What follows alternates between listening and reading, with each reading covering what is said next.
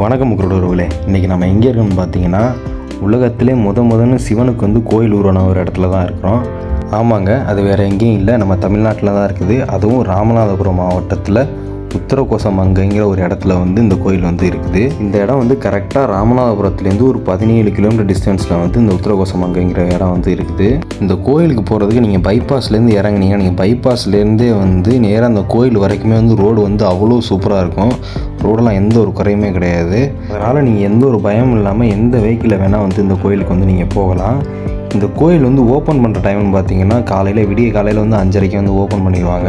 5:30 open பண்ணிவிட்டு 1 மணியை போல் close பண்ணிடுவாங்க. திரும்ப 4 மணிக்கு ஓப்பன் பண்ணிவிட்டு ஈவினிங் போல் 4 மணிக்கு ஓப்பன் பண்ணிவிட்டு திரும்ப வந்து 8 மணிக்கெலாம் வந்து க்ளோஸ் பண்ணிடுவாங்க.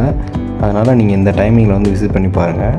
இந்த ஒரு கோயிலில் வந்து ரொம்ப முக்கியமான விஷயம் என்னென்னு பார்த்துக்கிட்டிங்கன்னா, இங்கே இருக்கிற நடராஜர் சிலை தான். அந்த நடராஜர் சிலை வந்து மரகதலிங்கத்தில் வந்து செஞ்சுருக்கோம். இது நீங்கள் வந்து எல்லா இடத்துலையும் பார்க்க முடியாது, இந்த உத்தரகோசமங்கையில் மட்டும்தான் வந்து பார்க்க முடியும். அதாவது மரகதலிங்கத்திலே வந்து இந்த நடராஜர் சிலை வந்து செஞ்சுருப்பாங்க.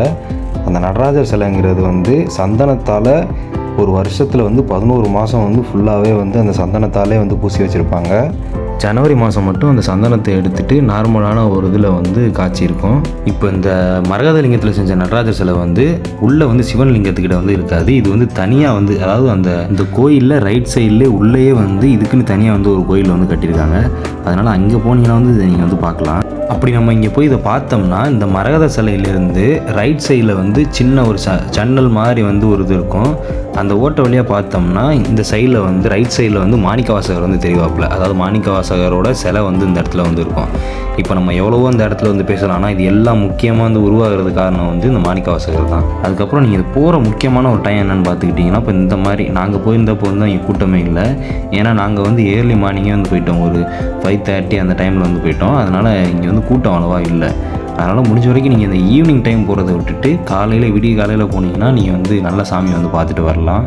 இந்த ஒரு கோயிலில் வந்து இன்னொரு முக்கியமான விஷயம் என்னென்னா, ராவணனுக்கு வந்து கல்யாணம் நடந்ததும் வந்து இந்த கோயிலில் தான் வந்து நடந்திருக்குது. அடுத்ததாக அந்த கோயிலில் எடுத்துக்கிட்டிங்கன்னா, இங்கே வந்து ஒரு 3000 வருஷம் பழமையான ஒரு இலந்த மரம் வந்து இந்த இடத்துல வந்து இருக்குது.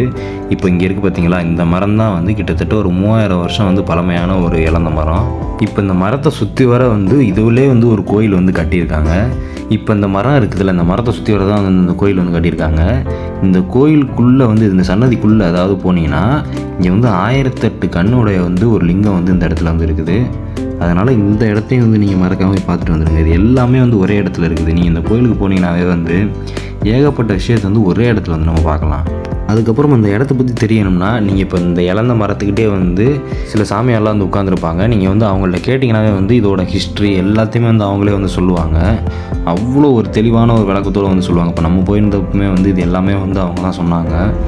அதனால் இந்த கோயிலுக்கு யாராவது போகாமல் இருந்தீங்கன்னா இப்போயே வந்து போய் பாருங்கள். இந்த இடம் வந்து ரொம்ப ஒரு முக்கியமான ஒரு இடம்.